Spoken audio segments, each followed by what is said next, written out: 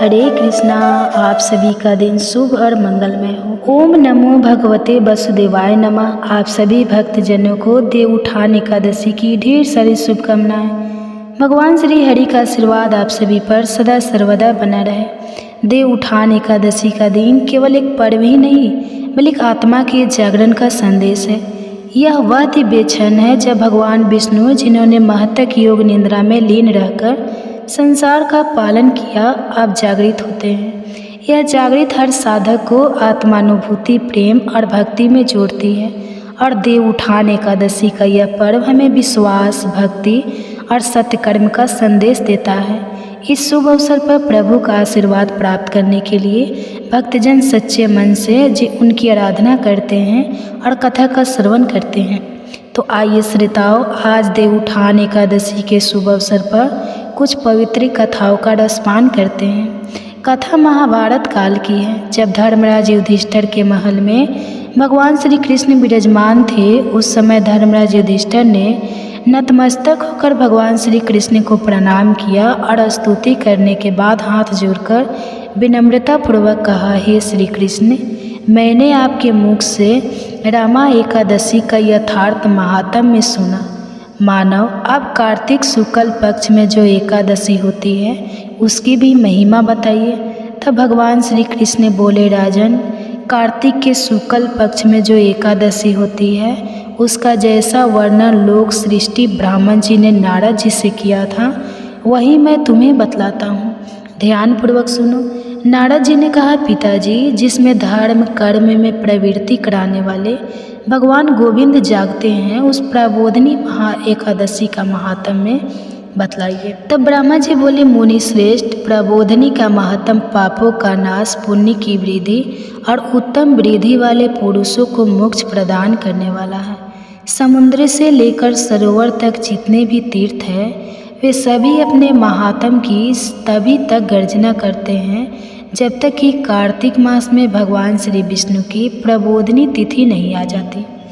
प्रबोधिनी एकादशी को एक ही उपवास कर लेने से मनुष्य 1000 अश्वमेध और 100 राजस्व योग का फल पा लेता है।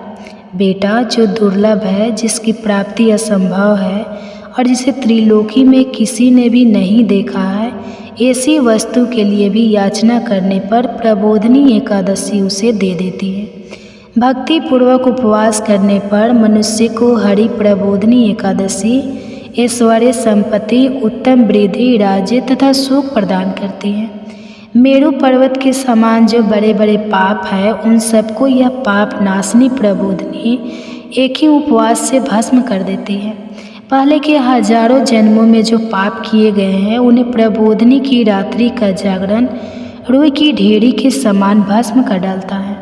जो लोग प्रबोधिनी एकादशी का मन से ध्यान करते हैं और जो इसके व्रत का अनुष्ठान करते हैं, उनके पितर नरक के दुखों से छुटकारा पाकर भगवान विष्णु के परम धाम को चले जाते हैं। ब्राह्मण, अश्वमेध आदि यज्ञों से भी जिस फल की प्राप्ति कठिन है, वह प्रबोधिनी एकादशी को जागरण करने से अनन्य मिल जाता है।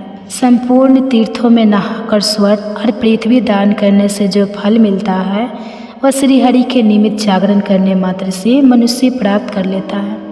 जैसे मनुष्य के लिए मृत्यु अनिवार्य है, उसी प्रकार धन संपत्ति मात्र भी क्षण भंगुर है। ऐसा समझकर एकादशी का व्रत करना चाहिए। तीनों लोकों में जो कोई भी तीर्थ संभव है, वो सब प्रबोधिनी एकादशी का व्रत करने वाले मनुष्यों के घर में उपस्थित रहते हैं। कार्तिक की हरि प्रबोधिनी एकादशी पुत्र तथा पौत्र प्रदान करने वाली है। जो प्रबोधिनी को उपासना करता है वही ज्ञानी है, वही योगी है, वही तपस्वी और जितेंद्रिय है तथा उसी को भोग और मोक्ष की प्राप्ति होती है। बेटा, प्रबोधिनी एकादशी को भगवान विष्णु के उद्देश्य से मनुष्य जो स्नान, दान, जप और होम करता है, वह सब अक्षय होता है। जो मनुष्य उस तिथि को उपवास करके भगवान माधव की भक्ति पूर्वक पूजा करते हैं, वे 100 जन्मों के पापों से छुटकारा पा जाते हैं। इस व्रत के द्वारा देवेश्वर जनार्दन को संतुष्ट करके मनुष्य संपूर्ण दिशाओं को अपने तेज से प्रकाशित करता हुआ श्री हरि के बैकुंठ धाम को जाता है। प्रबोधिनी को पूजित होने पर भगवान गोविंद मनुष्य को बचपन, जवानी और बुढ़ापे में किए हुए 100 जन्मों के पापों को चाहे वे अधिक हो या कम हो धो डालते हैं। अतः सर्वथा प्रयत्न करके संपूर्ण मनोवांछित फलों को देने वाले देवाधिदेव जनार्दन की उपासना करनी चाहिए। बेटा नारद जो भगवान विष्णु के भजन में तत्पर होकर कार्तिक में प्राय अन्न का त्याग करता है, वह चंद्रायन व्रत का फल पाता है। जो प्रतिदिन शास्त्रीय चर्चा से मनोरंजन करते हुए कार्तिक मास व्यतीत करता है, वह अपने संपूर्ण पापों को जला डालता और 1000 यज्ञों का फल प्राप्त करता है।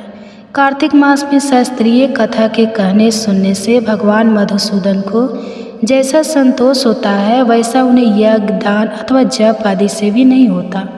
जो शुभ कर्म प्रायण पुरुष कार्तिक मास में 1 या आधे श्लोक से में भी भगवान विष्णु की कथा बचता है, उन्हें 100 गौ दान का फल मिलता है। महामुनि कार्तिक में भगवान केशव के सामने शास्त्र का स्वाध्याय तथा श्रवण करना चाहिए। मुनि श्रेष्ठ जो कार्तिक में कल्याण प्राप्ति के लोभ से श्रीहरि की कथा का प्रबंध करता है, वह अपनी 100 पीढ़ियों को ताड़ देता है। जो मनुष्य नियम पूर्वक कार्तिक मास में भगवान विष्णु की कथा सुनता है, उसे सहस्त्र गौ दान का फल मिलता है। जो प्रबोधिनी एकादशी के दिन श्री विष्णु की कथा श्रवण करता है, उसे 7 दीपों से युक्त पृथ्वी दान करने का फल प्राप्त होता है। मुनि श्रेष्ठ जो भगवान विष्णु की कथा सुनकर अपनी शक्ति के अनुसार कथावाचक की पूजा करते हैं, उन्हें अक्षय लोक की प्राप्ति होती है। नारद जी मनुष्य कार्तिक मास में भगवत संबंधित गीत और शास्त्र विनोद के द्वारा समय बिताता है, उनकी पुनरावृत्ति मैंने नहीं देखी है। मुनि जो पुण्य आत्मा पुरुष भगवान के समक्ष गान, नृत्य, वाद और श्री विष्णु की कथा करता है, वह तीनों लोकों के ऊपर विराजमान होता है। मुनि श्रेष्ठ कार्तिक प्रबोधिनी एकादशी के दिन बहुत से फल, फूल, कपूर, अर्घ और कुमकुम के द्वारा श्रीहरि की पूजा करनी चाहिए। एकादशी आने पर धन की कंजूसी नहीं करनी चाहिए, क्योंकि उस दिन दान आदि करने से असंख्य पुण्य की प्राप्ति होती है। प्रबोधिनी को जागरण के समय शंख में जल लेकर फल तथा नाना प्रकार के द्रव्यों के साथ श्री जनार्दन को अर्घ देना चाहिए। संपूर्ण तीर्थों में स्नान करने और सब प्रकार के दान देने से जो फल मिलता है, वही प्रबोधिनी एकादशी को अर्घ देने से करोड़ गुना होकर प्राप्त होता है। देवर्ष अर्घ देने के पश्चाताप भोजन, अच्छा दान और दक्षिणा आदि के द्वारा भगवान विष्णु की प्रसन्नता के लिए गुरु की भी पूजा करनी चाहिए। जो मनुष्य उस दिन श्रीमद् भागवत की कथा सुनता अथवा पुराण का पाठ करता है, उसे 1-1 अक्षर पर कपिला दान का फल मिलता है। मुनि श्रेष्ठ कार्तिक में जो मनुष्य अपनी शक्ति के अनुसार शास्त्रों रीति से वैष्णव व्रत अर्थात एकादशी का पालन करता है, उसकी मुक्ति अविचल है। केतकी के एक पत्ते से पूजित होने पर भगवान गरुड़ध्वज 1000 वर्ष तक अत्यंत तृप्त रहते हैं। ते वर्षों जो अगस्त के फूलों से भगवान जनार्दन की पूजा करता है, उसके दर्शन मात्र से नरक की अग्नि बुझ जाती है। वस्त्र जो कार्तिक मास में भगवान जनार्दन को तुलसी के पत्र और पुष्प अर्पण करते हैं, उनका जन्म भर का किया हुआ सारा पाप भस्म हो जाता है। मुनि जो प्रतिदिन दर्शन, स्पर्श, ध्यान, नाम कीर्तन, सत्स्वन, अर्पण, सिंचन, नित्य पूजन और नमस्कार के द्वारा तुलसी में 9 प्रकार की भक्ति करते हैं, वे कोटि सहस्त्र यज्ञों तक पुण्य का विस्तार करते हैं। नारद सब प्रकार के फूलों और पत्तों को चढ़ाने से जो फल मिलता है, वह कार्तिक मास में केवल तुलसी के एक पत्ते से ही मिल जाता है। कार्तिक मास आया देख प्रतिदिन नियम पूर्वक तुलसी के कोमल पत्तों से महाविष्णु श्री जनार्दन का पूजन करना चाहिए। 100 यज्ञों द्वारा देवताओं का योजन करने और अनेक प्रकार के दान देने से जो पुण्य होता है, वह कार्तिक में तुलसी दल मात्र से केशव की पूजा करने पर प्राप्त हो जाता है। तो प्रेम से बोलिए श्री कृष्ण भगवान की जय। आप सुनिए देव उठान एकादशी की दूसरी कथा। हम जानेंगे देवउठनी एकादशी व्रत की सरल पूजा विधि, व्रत महत्व, मंत्र। साथ में जानेंगे एकादशी से जुड़ी पौराणिक कथाएं। कार्तिक मास के शुक्ल पक्ष की एकादशी को हरि प्रबोधनी एकादशी कहा जाता है। इस दिन व्रत करने वाले मनुष्य को 1000 अश्वमेध और 1000 राजस्व योग करने के बराबर फल मिलता है। इस चराचर जगत में जो भी वस्तुएं अत्यंत दुर्लभ मानी गई है, उसे भी मांगने पर हरि प्रबोधनी एकादशी प्रदान करती है। देवसैनी एकादशी से नारद जी की जिज्ञासा शांत करते हुए ब्रह्मा जी कहते हैं कि पुत्र, मनुष्य के द्वारा किए हुए मेरु पर्वत के समान बड़े बड़े पापों को भी ये एकादशी एक ही उपवास से भस्म कर डालती है। इसी दिन श्री विष्णु निद्रा को त्यागते हैं, जिसके परिणाम स्वरूप जड़ता में भी चेतना आ जाती है और सृष्टि में भी नई ऊर्जा का संचार होने लगता है। देवताओं में भी सृष्टि की सुचारू रूप से चलाने की नूतन शक्ति आ जाती है। इसी व्रत का महात्म बतलाते हुए श्री महादेव जी भी कार्तिकेय जी से कहते हैं कि हे व्रतधारियों में श्रेष्ठ कार्तिकी, जो पुरुष कार्तिक मास की स्थिति से अंतिम 5 दिनों 5 रात्रि में ओम नमो नारायण इस मंत्र के द्वारा श्री हरि का पूजन अर्चन करता है, वह समस्त नरक के दुखों से छुटकारा पाकर अनाम्य पद को प्राप्त होता है। इस व्रत को भीष्म जी ने भगवान वासुदेव से प्राप्त किया था, इसलिए यह व्रत भीष्म पंचक नाम से भी प्रसिद्ध है। आषाढ़ माह के शुक्ल पक्ष की एकादशी से कार्तिक शुक्ल पक्ष की एकादशी तक के मध्य श्री विष्णु क्षीर सागर में शयन करते हैं। प्राणियों के पापों का नाश करके पुण्य वृद्धि और धर्म कर्म में प्रवृत्ति कराने वाले श्री विष्णु कार्तिक शुक्ल पक्ष प्रबोधनी एकादशी को निद्रा से जागते हैं। तभी सभी शास्त्रों ने इस एकादशी को अमोघ पुण्य फलदायी बताता है। इसी दिन से सभी मांगलिक कार्य जैसे शादी, विवाह, मुंडन, गृह प्रवेश, यज्ञोपवित्र आदि आरंभ हो जाते हैं। कार्य व्यापार में उन्नति, सुखद दाम्पत्य जीवन, पुत्र पौत्र एवं बाधों की अभिलाषा रखने वाले गृहस्थ और मोक्ष की इच्छा रखने वाले सन्यासियों के लिए ये एकादशी अमोघ फलदायी कही गई है। अतः इस दिन श्री विष्णु का आह्वान, पूजन आदि करने से उस प्राणी के लिए कुछ भी करना शेष नहीं रहता। श्री विष्णु के शयन के परिणाम स्वरूप देवताओं की शक्तियाँ तथा सूर्य देव का तेज क्षीण हो जाता है। सूर्य कमजोर होकर अपनी नीच राशि में चले जाते हैं या नीचा अभिला हो जाते हैं, जिसके परिणाम स्वरूप ग्रह मंडल की व्यवस्था बिगड़ने लगती है। प्राणियों पर अनेकों प्रकार की व्याधियों का प्रकोप होता है। इस एकादशी से श्री विष्णु निद्रा त्याग कर पुनः सप्त सृष्टि में नूतन प्राण का संचार कर देवताओं को शक्ति प्रसन्न करते हैं। इस दिन प्रति को स्नान आदि के उपरांत श्री गणेश जी को नमस्कार करके ओम पुंडरीकाक्षे नमः मंत्र पढ़कर अपने ऊपर जल छिड़कना चाहिए। उसके बाद श्री हरि का ध्यान, आह्वान, आसन पाद प्रक्षालन, स्नान आदि कराकर वस्त्र, यज्ञोपवित्र, चंदन, गंध, पुष्प, धूप, दीप, नैवेद्य, लौंग, इलायची, पान, सुपारी, ऋतु फल, गन्ना, केला, अनार एवं जो भी यथा उपलब्ध सामग्री हो उसे अर्पण करते हुए इस मंत्र से ओम नमो नारायण या ओम नमो भगवते वसुदेवाय मंत्र का जप करना चाहिए। यदि पूजा के अन्य मंत्र ना आते हो तो यह मंत्र ही पर्याप्त है। भक्त भाव से श्रीमद् भागवत महापुराण, श्री विष्णु सहस्त्र नाम, गजेंद्र मोक्ष नारायण, कवच पुरुष शत का पाठ अथवा श्रवण करने से वृत्ति की सभी मनोकामनाएं पूर्ण होती हैं। इस दिन रात्रि जागरण के समय शंख में जल लेकर फल तथा नाना प्रकार के यथा उपलब्ध द्रव्यों के साथ श्री विष्णु का यह ओम कृष्णाय वसुदेवाय हरे परमात्मानाय प्रातः क्लेश नाशय गोविंदाय नमो नमः यह मंत्र बोलते हुए अर्घ्य देना चाहिए। संपूर्ण तीर्थों में स्नान करने और सब प्रकार के दान देने से जो फल मिलता है उससे करोड़ों गुना फल इस दिन मात्र अर्घ्य देने से मिलता है। जो भक्त श्री हरि पर केतकी, अगस्त और तुलसी के पत्र अर्पण करते हुए श्री हरि नाम का कीर्तन करता है वह सभी कष्टों से मुक्ति पा लेता है। अब आइए सुनते हैं देवउठनी एकादशी व्रत की पौराणिक कथा। एकादशी व्रत की पौराणिक कथा के अनुसार एक राज्य था जहाँ के सभी निवासी एकादशी व्रत का पालन किया करते थे।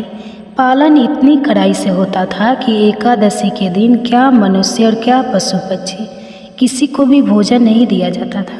एक बार एक बाहरी व्यक्ति राजा के राज्य में नौकरी पाने की इच्छा से पहुंचा। तब राजा ने नौकरी देने का वचन तो दिया, लेकिन एक शर्त के साथ। शर्त यह थी कि महीनों में जो 2 बार एकादशी आती है, उन दोनों दिनों से भोजन नहीं मिले। नौकरी के चलते व्यक्ति ने राजा की बात मान ली। जब अगले महीने एकादशी आई तो राजा के कथन अनुसार उस व्यक्ति को अन्न नहीं मिला। हालांकि उसे राजा की ओर से फलाहार की सामग्री प्रदान की गई, लेकिन उस व्यक्ति से भूख बर्दाश्त नहीं हुई और वह राजा से अन्न की मांग करने लगा। वह राजा के सामने अन्न के लिए गिड़गिड़ाने नहीं लगा। राजा ने उस व्यक्ति को नौकरी की शर्त याद दिलाते हुए अन्न देने से मना कर दिया, मगर भूख से बेबस वह व्यक्ति अन्न की मांग करता रहा, जिसके बाद राजा ने उसे अन्न देने का आदेश जारी कर दिया। राजा के आदेश पर उस व्यक्ति को कच्चा आटा, चावल और दाल दिया गया। भोजन सामग्री पाकर व्यक्ति खुश हो गया और नदी किनारे पहुंच गया। नदी के तट पर पहुंचते ही उसने स्नान किया और भोजन पकाने की तैयारी में जुट गया। जैसे ही भोजन तैयार हुआ, उसने भगवान विष्णु का स्मरण किया और उन्हें भोजन पर आमंत्रित करने लगा। उसकी प्रार्थना सुनकर भगवान विष्णु अपने चतुर्भुज स्वरूप में पीले वस्त्र धारण किए प्रकट हुए। वह व्यक्ति भगवान के साथ करने लगा। भगवान विष्णु ने भी उसके साथ बड़े ही प्यार से खाना खाया और फिर वह अपने धाम वापस लौट गए। जब अगली एकादशी आई तो उस व्यक्ति ने राजा से पुनः ज़्यादा मात्रा में खाना मांगा, जिसका कारण उसने यह बताया कि वह भगवान के साथ खाना खाता है और पहली एकादशी पर खाना कम पड़ गया था। व्यक्ति की बात सुन राजा अचरज में पड़ गया। उस व्यक्ति की बात पर राजा को भरोसा नहीं हुआ। राजा मन ही मन सोचने लगा कि इतने सालों से वह एकादशी का व्रत कर रहा है, लेकिन भगवान ने उसे आज तक दर्शन नहीं दिए। वही जिसने एकादशी का कभी व्रत नहीं किया, भगवान उसके साथ खाना खाते हैं। राजा के मन में अविश्वास देख उस व्यक्ति ने राजा को अपने साथ चलने को कहा। एकादशी के दिन राजा एक पेड़ के पीछे छिप गया और वह व्यक्ति हमेशा के नियम के अनुसार गंगा स्नान ध्यान करके और भोजन बनाकर भगवान को बुलाने लगा, मगर इस बार भगवान नहीं आए। व्यक्ति ने कई बार भगवान से आने की प्रार्थना की, लेकिन मानो भगवान ने उसकी हर प्रार्थना अनसुनी कर दी, जिसके बाद उस व्यक्ति ने नदी में कूदकर भगवान से अपनी जान देने की बात कही। वह व्यक्ति नदी में कूदने ही जा रहा था कि तभी भगवान प्रकट हो गए और उसे रोक लिया। उसके साथ बैठकर भोजन करने लगे। भोजन के बाद भगवान उस व्यक्ति को बैठाकर अपने साथ अपने धाम ले गए। राजा ने यह पूरा दृश्य छुप कर देखा और तब उसे इस बात का ज्ञान हुआ कि मन की शुद्धता के साथ ही व्रत और उपवास करना चाहिए, तभी व्रत का पूर्ण फल प्राप्त होता है। इस घटना के बाद से राजा भी पवित्र मन से व्रत और उपवास करने लगा।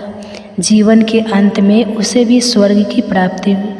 तो प्रेम से बोले लक्ष्मी नारायण की जय। आइए सुने देवउठनी एकादशी से जुड़ी अगली पौराणिक कथा। कथा के अनुसार एक राजा था। उसके राज्य में प्रजा बहुत सुखी थी। एकादशी को कोई भी अन्न नहीं बेचता था, सभी फलाहार करते थे। एक बार भगवान ने राजा की परीक्षा लेनी चाहिए। भगवान ने एक सुंदर स्त्री का रूप धारण किया तथा सड़क पर बैठ गए। तभी राजा उधर से निकला और सुंदरी को देख चकित रह गया।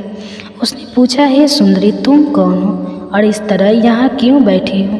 तब सुंदरी स्त्री बने भगवान बोले, मैं निराहित हूँ, नगर में मेरा कोई जाना पहचाना नहीं है, किससे सहायता मांगो? राजा उसके रूप पर मोहित हो गया था।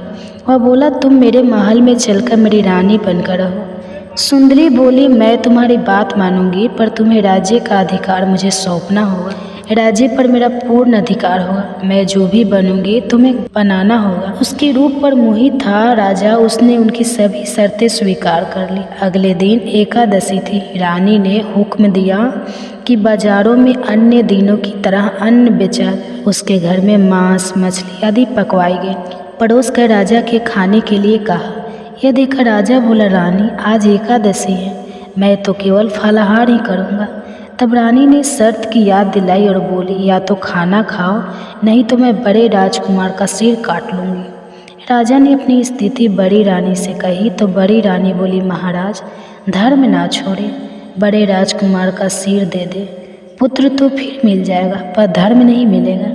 इसी दौरान बड़ा राजकुमार खेल कर आ गया। माँ की आंखों में आंसू देखकर वह रोने का कारण पूछने लगा तो माँ ने उसे सारी वस्तु स्थिति बता दी। तब वह बोला, मैं सिर देने के लिए तैयार हूँ, पिताजी के धर्म की रक्षा होगी, जरूर होगी। राजा दुखी मन से राजकुमार का स्तर देने को तैयार हुआ तो रानी के स्वरूप से भगवान विष्णु ने प्रकट होकर असली बात बताई। राजन, तुम इस कठिन परीक्षा में पास हुए।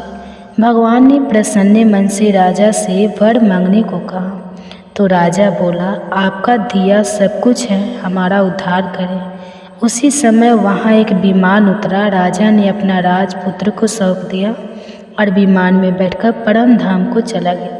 तो प्रेम से बोले, श्री हरि विष्णु भगवान की जय हो। आज हम देवउठनी एकादशी व्रत कथा का रसपान करते हैं। कहा गया है, भक्ति विलास में मत्स्य पुराण और भविष्य पुराण का संदर्भ देते हुए कहा गया है, एकादशी जो भी शुक्ल पक्ष और कृष्ण पक्ष की दोनों एकादशियों पर उपवास का पालन करता है और अगले दिन द्वादशी पर अन्न ग्रहण करता है, भगवान श्री कृष्ण उससे अत्यंत प्रसन्न होते हैं। इसके साथ साथ अग्नि पुराण में यह भी बताया गया है कि एकादशी के दिन संपूर्ण आहार ग्रहण करना निंदनीय है तथा इस दिन उपवास का पालन करना निसंदेह है भगवान श्री कृष्ण को आनंद प्रदान करने वाला है।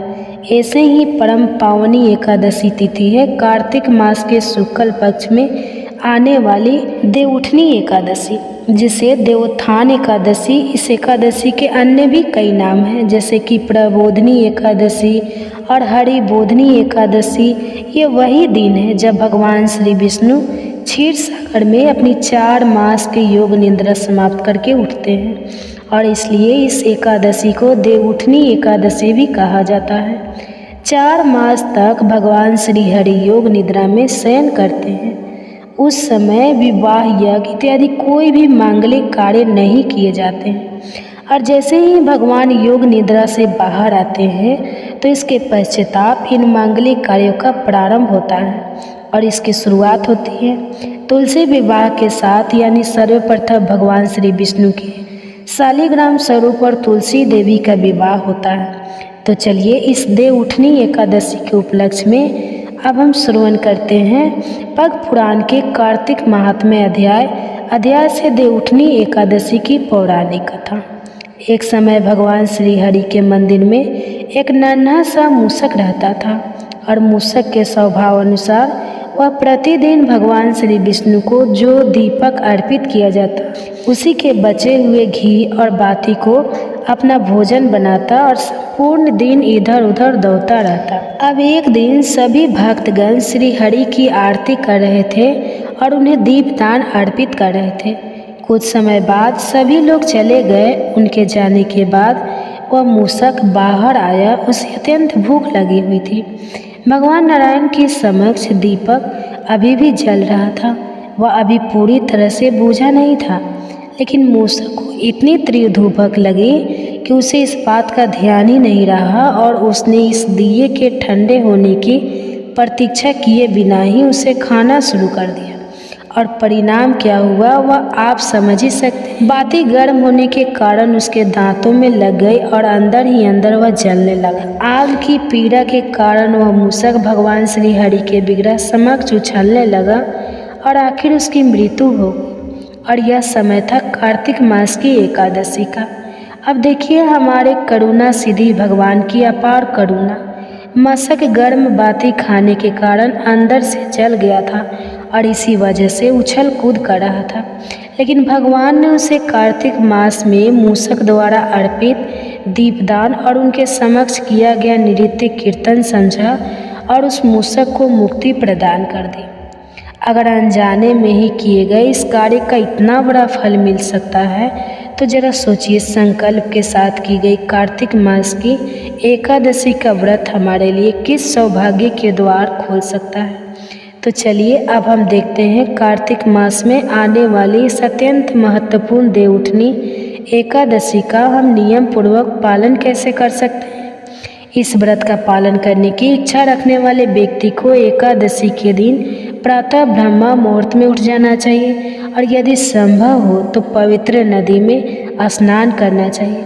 लेकिन अगर आपके लिए यह संभव नहीं है तो आप गंगा जल का प्रयोग कर सकते हैं। अगर वह भी नहीं है तो स्नान करते समय हाथों में जल लेकर 7 पवित्र नदियों का नाम उच्चारण करना चाहिए और उनका आह्वान करना चाहिए। स्नान इत्यादि से निवृत्त होकर भगवान के समक्ष उनकी मंगल आरती करनी चाहिए अथवा उसका दर्शन करना चाहिए, चाहे प्रत्यक्ष रूप से मंदिर में जाकर करें या फिर ऑनलाइन करें। इसके बाद हाथ में गंगा जल लेकर भगवान के समक्ष इस एकादशी व्रत का संकल्प लेना चाहिए और उनसे प्रार्थना करते हुए यह कहना चाहिए, एकादशी निराहार स्थित अहम परे हनि भक्ष्य पुंडरीकाक्ष शरणम में भवा। इसका अर्थ है एकादशी के दिन मैं भोजन से विरत रहूँगा और अगले दिन ही अन्न ग्रहण करूँगा। हे पुंडरीकाक्ष, हे अच्युत, कृपया मुझे अपनी शरण में लीजिए। इस प्रकार प्रार्थना करके भगवान के विग्रह की अग्र पुष्प और सुगंधित द्रव्य से पूजा अर्चना करें। इस एकादशी पर जो व्यक्ति भगवान श्री कृष्ण को विशेष रूप से कदम का पुष्प अर्पित करता है उसे कभी यमलोक का दर्शन नहीं करना पड़ता।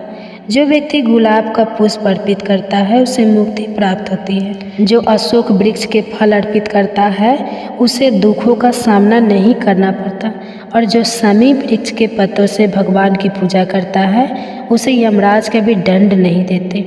जो चंपक पुष्प से पूजा करता है भौतिक जगत में दोबारा जन्म नहीं लेना पड़ता और जो लाल वर्ण के सहस्त्र दलीय कमल पुष्पों से भगवान की सेवा करता है वह भगवान के श्वेत दीप को प्राप्त करता है। भगवान की पूजा अर्चना करने के बाद अब समय है तुलसी देवी की सेवा का। अपने घर में जहाँ भी तुलसी देवी हैं उनके स्थान को स्वच्छ करें, उन्हें आवश्यकता अनुसार जल अर्पण करें, उन्हें पुष्प और दीपक अर्पित करें और उनकी प्रदक्षिणा करें। प्रदक्षिणा आपको जानकर आश्चर्य होगा कि कार्तिक मास की इस एकादशी के दिन व्रत पालन के साथ जो व्यक्ति भगवान श्री कृष्ण के पवित्र महामंत्र यानी हरे कृष्णा हरे कृष्णा राम राम हरे राम इस महामंत्र का अधिक से अधिक जप करता है उसे 7 दीपों द्वारा दान देने का पुण्य फल प्राप्त होता है। इसलिए भगवान की यथाशक्ति पूजा अर्चना करने के बाद तुलसी देवी के समक्ष बैठकर अधिक से अधिक मात्रा में हरे कृष्णा महामंत्र का जाप अवश्य करना चाहिए। इस दिन जो तुलसी देवी को जल अर्पित करता है, उनकी पूजा आराधना करता है, उनकी प्रदक्षिणा करता है, उनका दर्शन करता है या फिर उन्हें प्रणाम करता है, वह निश्चित रूप से भक्ति प्रदायिनी तुलसी देवी की पूजा से कृपा से भगवान श्री हरि के धाम में वास करता है। जैसा कि आप जानते ही हैं, एकादशी के दिन किसी भी प्रकार का अन्न ग्रहण नहीं करना चाहिए, जैसे कि गेहूं, चावल, बाजरा, दाल या फिर उससे बने हुए किसी भी प्रकार के खाद्य पदार्थ। यदि किसी व्यक्ति के लिए संपूर्ण उपवास करना संभव ना हो तो वे फल, दूध, फलों का रस, मूखा मेवा, पनीर, दही, एकादशी प्रसाद इत्यादि ले सकते हैं। एकादशी के दिन अधिक से अधिक मात्रा में हर कथा का श्रवण और पाठ करना चाहिए। इसके लिए आप श्रीमद् भागवत और भगवत गीता का पाठ कर सकते हैं, एकादशी महात्म की कथा सुन सकते हैं और अन्य को सुना सकते हैं। अगले दिन द्वादशी पर इस व्रत का नियम अनुसार पालन करें। उस दिन भी प्रातः ब्रह्म मुहूर्त में उठ जाए, स्नान इत्यादि से स्वच्छ होकर भगवान के पवित्र नामों का जप करें, उनकी सेवा आराधना करें, तुलसी देवी की सेवा करें और फिर भगवान के लिए अपनी क्षमता अनुसार सात्विक स्वादिष्ट अन्न भोग तैयार करें। इसके अंदर तुलसी पत्र रखकर भगवान को अर्पित करें और फिर निर्धारित पारण समय पर अपने घर में ब्राह्मण या वैष्णव को आमंत्रित करें। उन्हें भगवान को अर्पित भोग प्रसाद रूप में वितरित करें और अपनी क्षमता अनुसार कुछ न कुछ दान अवश्य दें। अगर आपके लिए उन्हें घर पर बुलाना संभव ना हो तो आप मंदिर में जाकर भी उन्हें प्रसाद और दान दे सकते हैं। उसके बाद आप स्वयं भगवान को प्रार्थना करके इस एकादशी के फल को भगवान को अर्पित करके भगवान को अर्पित अन्न प्रसाद का स्वीकार करें और अपना पारण करें। इस प्रकार आप कार्तिक मास की परम पावनी देवउठनी एकादशी का नियम पूर्वक पालन कर सकते। इन वैदिक कथा और सनातन धर्म के प्रमाणभूत प्रचार कार्य में अगर आप भी हमारे साथ जुड़ना चाहते हैं तो आप हमारे चैनल को सब्सक्राइब कर सकते हैं। आप हमें अपना आर्थिक योगदान भेज सकते हैं। अगर आपको उत्थान एकादशी की यह कथा अच्छी लगी तो इसे लाइक करें, अपने मित्रों तथा परिवार को शेयर करें और आपके अपने चैनल को सब्सक्राइब करें। तो चलिए चतुर्मास में आने वाली इस अंतिम एकादशी का श्रद्धा और नियम पूर्वक पालन करते हैं और परम भगवान श्री कृष्ण के चरणों में अपने मन, चेतना और जीवन को समर्पित करते हैं। हरे कृष्णा। और दीपक जलाती थी, लेकिन उसकी भाभी को यह सारी बातें बिल्कुल भी पसंद नहीं थी। जब कभी उसकी भाभी को बहुत ज़्यादा गुस्सा आता तब वह अपनी ननद को ताना देते हुए कहती कि जब तुम्हारा विवाह होगा तो मैं इस तुलसी को ही बारातियों की खाने को दूंगी और तुम्हारे दहेज में भी तुलसी ही दूंगी। तुम्हें और कोई काम धंधा है नहीं, जब देखो तुलसी की ही सेवा करती रहती हो। कुछ समय बीत जाने पर ननद का विवाह तय हो गया। विवाह के दिन भाभी ने अपने कहे अनुसार बारातियों के सामने तुलसी का गमला फोड़ दिया, जिसकी सेवा उसकी ननद किया करती थी, और तुलसी के पत्ते खाने के लिए सभी बारातियों को दे दिए। तुलसी जी की कृपा से वह फूटा हुआ गमला कई सारे स्वादिष्ट पकवानों में बदल गया। भाभी ने गहनों के नाम पर तुलसी की मंजरी से बने हुए गहने अपनी ननद को पहना दिए। तुलसी जी की कृपा से देखते ही देखते तुलसी जी की मंजरी से बने हुए गहने भी सुंदर सोने जवाहरात में बदल गए। इतना ही नहीं, भाभी ने मारे क्रोध के वस्त्रों के स्थान पर तुलसी का जनेऊ रख दिया और वह भी रेशमी और सुंदर वस्त्रों में बदल गया। अब जब ननद अपनी ससुराल में पहुंची तो ससुराल में तो उसके दहेज की बहुत प्रशंसा हुई। यह बात भाभी के कानों तक भी पहुंची। उसे बहुत आश्चर्य हुआ कि उसने सोचा कि उसने तो ननद के गहने, कपड़े और जनेऊ तक तुलसी जी के ही रखे थे और तुलसी जी की मंजरी रखी थी। यह सब जानकर भाभी को बहुत आश्चर्य हुआ। अब उसे तुलसी जी की पूजा का महत्व समझ में आ गया था। उस भाभी की भी एक बेटी थी। वह तब अपनी बेटी से कहने लगी कि बेटी, तुम भी तुलसी जी की सेवा किया करो, तुम्हें भी तुम्हारी बुआ की तरह फल मिलेगा। वह ज़बरदस्ती अपनी बेटी से तुलसी महारानी की सेवा करने को कहा करती, लेकिन लड़की का मन तो तुलसी की सेवा में लगता ही नहीं था। धीरे धीरे समय बीतता गया और भाभी की लड़की बड़ी हो गई। अब उसके विवाह का समय आ गया। तब भाभी सोचने लगी कि जैसा व्यवहार मैंने अपनी ननद के साथ किया था वैसा ही व्यवहार अब मैं अपनी बेटी के साथ भी करूँगी, तो यह भी गहनों से लद जाएगी और बारातियों को भी खाने में तरह तरह के पकवान मिलेंगे। भाभी मन ही मन सोचने लगी कि ससुराल में भी मेरी बेटी को बहुत मान सम्मान मिलेगा। यही सोचकर भाभी बारातियों के सामने तुलसी का गमला फोड़ देती है, लेकिन इस बार गमले की मिट्टी मिट्टी ही रहती है। मंजरी और पत्ते भी अपने ही रूप में रहते हैं। जनेऊ भी अपना रूप नहीं बदला। जब भाभी ने सभी बारातियों को खाने में तुलसी के पत्ते दिए तो ये देखकर सभी लोग और बारात भी भाभी की बुराई करने लगे। भाभी ने लालच में आकर अपनी बेटी के दहेज में भी तुलसी के पत्ते और मंजरी आदि रख दिए थे। जब बेटी अपने ससुराल पहुंची तो वहां पर भी उसकी बुराई ही हुई। भाभी गुस्से के कारण कभी भी अपनी ननद को नहीं बुलाती थी। एक दिन भाई ने सोचा कि मेरी पत्नी तो मेरी बहन को बुलाती नहीं है, क्यों ना मैं ही अपनी बहन से मिलकर आऊँ। यह सोचकर उसने अपनी पत्नी से कहा और कुछ उपहार अपनी बहन के लिए ले जाने की बात कही। तो भाभी ने थैले में ज्वार भरकर कह दिया कि यह लो और कुछ नहीं है, तुम यही लेकर जाओ।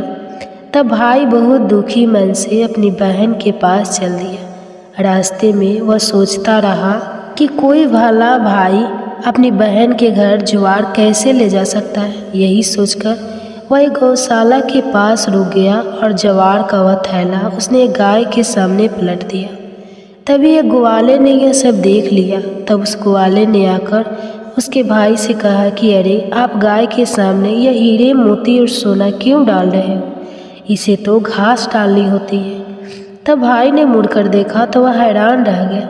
फिर भाई ने ग्वाले की सारी बात बताई और धन लेकर खुशी खुशी अपनी बहन के घर चल दिया।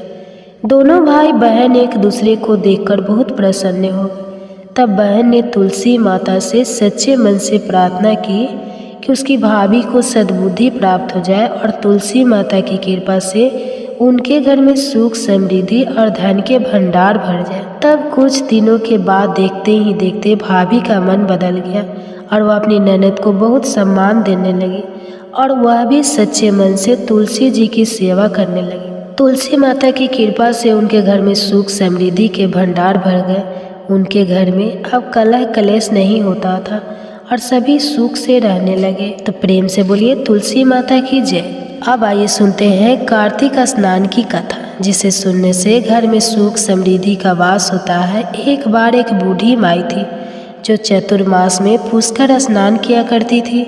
उनका एक बेटा और बहू थी। एक दिन बूढ़ी माई ने अपनी बहू को फलाहार बनाने को कहा तो बहू ने खाली टिफिन ही रख दिया।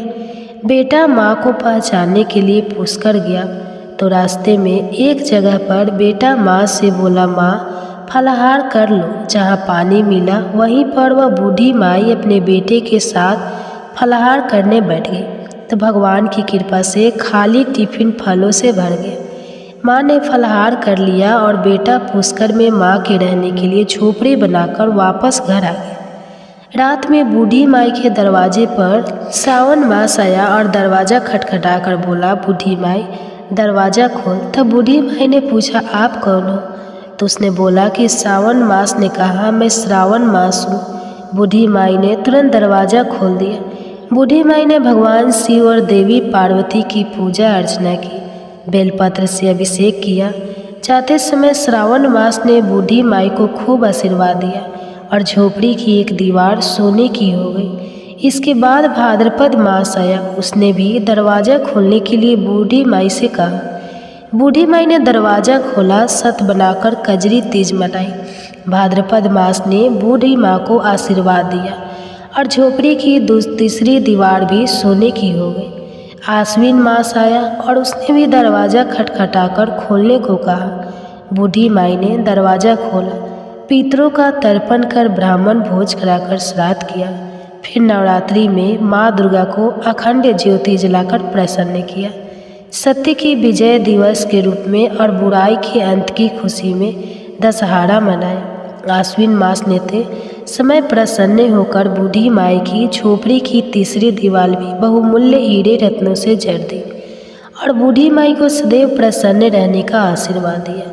इन सब के बाद कार्तिक मास आया। उसने भी बूढ़ी माई को दरवाज़ा खोलने को कहा। फिर क्या था, बूढ़ी माई ने दरवाज़ा खोला, अति प्रसन्न मन से कार्तिक स्नान किया, दीप दान कर दिवाली, गोवर्धन पूजा, भैया दूज, गोपाष्टमी, आंवला नवमी मनाई। कार्तिक मास ने जाते समय आशीर्वाद दिया और झोपड़ी के स्थान पर महल बना गया। बूढ़ी माई अब गरीबों की सेवा कर भजन कीर्तन में अपना समय बिताने लगी। कुछ समय बाद बेटा जब अपनी माँ को लेने आया तो माँ और झोपड़ी को पहचान नहीं सका। तत्पश्चात बेटा पड़ोस में जाकर पूछा। जब पड़ोसियों ने बताया तो बेटा माँ के चरणों में गिरकर बोला, माँ घर चलो, और सारे सामान के साथ वह अपनी माँ को घर लेकर आया। सासू माँ के ठाठ देखकर बहू के मन में लालच आ गया और उसने अपनी माँ को भी पुष्कर छोड़कर आने को कहा। तो उसका पति अपनी सास को भी पुष्कर में छोड़ आया, परंतु बहू की माँ की धर्म कर्म में बिल्कुल भी रुचि नहीं थी। वह तो 4 समय भोजन करती और दिन भर सोती। चारों मास उसके दरवाजे पर भी उसी तरह है जैसे बूढ़ी माई के दरवाजे पर आए और चले गए। जाते समय झोपड़ी जो भी थी वह भी गिर गई और बूढ़ी की माँ पुण्य मिलने के बजाय गधी की योनि में चली गई, क्योंकि स्त्री लक्ष्मी जी का रूप है और लक्ष्मी जी की तरह चंचल होना चाहिए, निश्चल होना चाहिए। भगवान की पूजा और अतिथि का सम्मान तथा दान पुण्य करना चाहिए। कुछ समय बाद बहू ने अपने पति से कहा कि जाओ और माँ को ले आओ। जब जम्हाई राजा सास को लेने गया तो वह कहीं नहीं मिली। लोगों से पूछने पर लोगों ने बताया कि तेरी सास धर्म कर्म कुछ भी नहीं करती थी, बस खाती थी और सोती थी, जिससे वह गधा की योनि में चली गई। जमाई ने देखा कि ये गधी वहाँ पर खड़ी हुई है तो जमाई अपनी सास यानी उस गधी को बांधकर घर ले आया और उसकी पत्नी ने पूछा, मेरी माँ कहाँ है? तब पति ने कहा कि तुम्हारे लालच की वजह से तुम्हारी माँ गधी की योनि में आ गई है। बड़े बड़े विद्वानों, ब्राह्मण, ऋषि मुनियों से पूछने पर उन्होंने बताया कि तुम्हारी सास के स्नान किए पानी से स्नान करने पर उसे मनुष्य योनि मिलेगी। तब बहू ने ऐसा ही किया और उसकी माँ पुनः मनुष्य योनि में आ गई। हे गाधा दामोदर भगवान, जैसा बुढ़िया माई को दिया वैसा सबको देना। कथा कहने वाले को, सुनने वाले को और हुंकारा भरने वाले को सबको देना। आप सुनिए कार्तिक मास महात्म्य में आज का अध्याय। एक दिन महाराज पृथु ने नारद जी से पूछा, हे देवर्षि नारद जी, समस्त गोपियों में राधा जी ही भगवान श्री कृष्ण को इतनी प्रिय क्यों है तथा कार्तिक मास में भगवान कृष्ण के साथ उनकी ही पूजा क्यों होती है? नारद जी ने कहा, हे राजन, पहले मनवंतर में पंचाल देश में प्राचीन वेही नाम का एक राजा था। उसने विष्णु भगवान का एक अत्यंत सुंदर और विशाल मंदिर बनवाया। उसमें नित्य प्रति विधि विधान से भगवान का पूजन हुआ करता था। उसी नगर की एक अति सुंदर स्त्री प्रेम में वहल होकर भगवान के सामने मोहक नृत्य किया करती थी। उसकी हर समय एकमात्र यही लालसा रहती थी कि वह किसी तरह भगवान के गले में बाहें डालकर नृत्य करे। एक दिन उसने अपना समस्त धन गरीबों में बांट दिया और भगवान के सम्मुख नाचते हुए अपने प्राण त्याग दिए। स्वर्ग में वह स्त्री चंद्रकृति नामक अत्यंत सुंदर देवांगना बनी। एक दिन वह दर्पण में अपना अद्भुत रूप लावण्य देखकर मन ही मन कहने लगी कि भगवान के अतिरिक्त अन्य कोई मेरा पति नहीं हो सकता। ऐसा विचार करके वह भगवान की छवि मन में धारण कर नृत्य करने लगी। कुछ समय बाद दैत्यों के आतंक से दुखी होकर समस्त देवता ब्रह्मा जी की शरण में गए। तब ब्रह्मा जी ने भगवान विष्णु के कृष्ण अवतार लेने का संपूर्ण वृत्तांत देवताओं को सुनाया और साथ ही उनको आज्ञा दी कि देवता ग्वाल बाल एवं देवांग नाय गोपियों के रूप में जन्म लेकर भगवान की सेवा करें। देवांगना चंद्रकृति ब्रह्मा जी से प्रार्थना करती हुई बोली, हे पितामह भगवान, स्वयं मेरे साथ नाचे, मेरा पूर्व जन्म का यह मनोरथ पूर्ण करने की कृपा कीजिए। तब ब्रह्मा जी ने वरदान देते हुए कहा, तुम नंद ग्राम में वृषभान गोप के यहाँ राधा नाम से जन्म लेकर समस्त ब्रज गोपिका से अधिक भगवान को प्रिय होगी। उस समय भगवान तुम्हें अपने प्राणों से भी अधिक प्रिय समझेंगे तथा रास उत्सव में तुम उनके साथ नृत्य करोगी। इस प्रकार तुम्हारा मनोरथ पूर्ण होगा। ब्रह्मा जी के वरदान को पूर्ण करने के लिए श्री कृष्ण अवतार में भगवान ने राधा जी के साथ रास उत्सव में नृत्य किया और उन्हें अपने प्राणों से भी अधिक प्रिय माना। तो बोलो श्री राधा रानी की जय। महाराज प्रभु ने नारद जी से पूछा है, देवर्षि यम, पंचक काल में दीपदान का क्या महत्व और विधान है, कृपा करके मुझे बतलाइए। तब नारद जी ने कहा, हे राजन, कार्तिक मास के कृष्ण पक्ष की त्रयोदशी से शुक्ल पक्ष की द्वितीया तक के 5 दिन यम पंचक कहलाते हैं। इन दिनों में धनतेरस की रात्रि को यमराज के निमित्त दीपक जलाने से यमराज प्रसन्न होते हैं और अकाल मृत्यु आदि नहीं होती। इसके अगले दिन कार्तिक कृष्ण चतुर्दशी को नरक चतुर्दशी भी कहते हैं। इस दिन तिल का तेल, अपमार्ग तथा दुर्वा आदि लगाकर स्नान करना चाहिए। स्नान के बाद दक्षिण की ओर मुख करके अपस्वयं होकर जल में तिल मिलावे और 3 दिन अंजलि से यमक, धर्मराजा, मृत्युए, अंतकाय, कलाय, सर्वभूतका, आयुधुए, दनाय, परमेश्वर, मृत्युका, चिंता, चित्रगुप्ता है, इन नामों से यमराज को तर्पण करें। फिर स्वयंकाल ब्रह्मा, विष्णु, शिव तथा दुर्गा के मंदिरों में तथा वृक्ष, सभा, गौशाला, बगीचा, नदी, तालाब, कुआं, बावड़ी, गली, चौड़ा, खेत, सम्मान आदि में दीपक जलाते और रात्रि को श्री लक्ष्मी जी की पूजा करें। यदि शास्त्र में किसी भी मृत्यु हो गई हो तो उसके निमित्त भी चतुर्दशी को दीप दान करना चाहिए। इससे अक्षय पुण्य फल प्राप्त होता है। इसके बाद कन्या, ब्रह्मचारी तथा तपस्वी जी है कौर की अमावस्या अर्थात दीपावली के दिन भी स्नान आदि से निर्वृत्त होकर पितरों का पूजन और श्राद्ध करके ब्राह्मणों को भोजन करावे। फिर स्वयंकाल घर, तुलसी के समीप, देवस्थान, शमशान, नदी, पर्वत, चौरस्ता तथा गौशाला में दीपक जलावे। तत्पश्चात लक्ष्मी जी की स्तुति करके उनको जगावे। जिस प्रकार पतिव्रता स्त्री अपने पति से पहले जागती है, उसी प्रकार लक्ष्मी जी भी भगवान से 12 दिन पहले जागती है। अमावस्या को दिन में बालक, वृद्ध तथा रोगियों को छोड़कर अन्य कोई भोजन ना करे।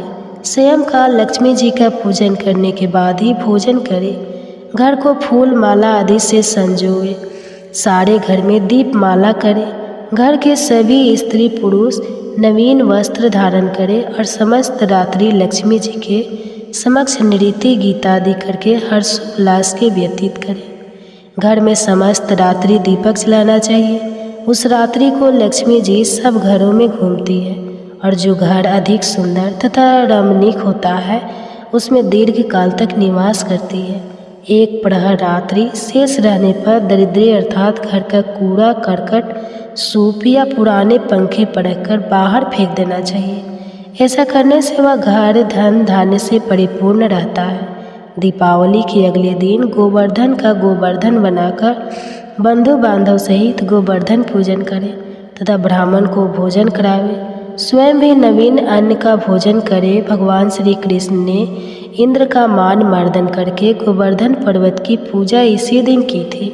स्वयं काल के समय गौ तथा वृषभ अर्थात बैल की पूजा करें तथा अपने परिवार के भरण पोषण और रक्षा के लिए उनसे प्रार्थना करें। इसी दिन स्वयं काल के समय बलि तथा उसकी पत्नी विद्यावती की मूर्ति बनाकर पूजन तथा दान आदि क्रियाएं करने से परिवार सुखी तथा समृद्ध रहता है। इसके आगे का वृतांत आप सभी आने वाले अध्याय में सुनिए। जय श्री कृष्णा, राधे राधे। अगर वीडियो पसंद आई तो हमारे चैनल को सब्सक्राइब करें